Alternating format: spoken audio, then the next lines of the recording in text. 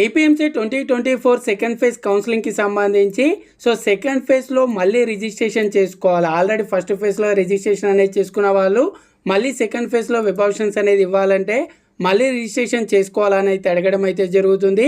ఇప్పుడు second phase కౌన్సిలింగ్కి సంబంధించి చూసుకున్నట్టయితే ఎవరైతే ఫస్ట్ ఫేజ్లో రిజిస్ట్రేషన్ అయితే చేసుకుంటారో మళ్ళీ మీరు సెకండ్ ఫేజ్లో రిజిస్ట్రేషన్ అనేది చేసుకోవాల్సిన అవసరం అయితే ఉండదు.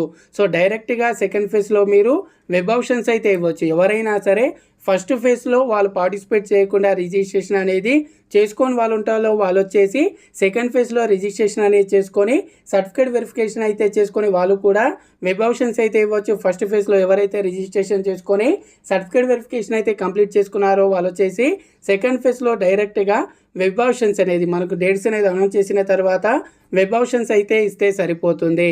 మీకు ఇంకా సెకండ్ ఫేజ్ కౌన్సిలింగ్కి సంబంధించి కానీ ఎలాంటి డౌట్స్ ఉన్నా సరే కింద కామెంట్ చేయండి. అలాగే వీడియోని తప్పకుండా లైక్ చేయండి, ఛానల్ని తప్పకుండా సబ్స్క్రైబ్ చేసుకోండి. Thanks for watching. జై హింద్.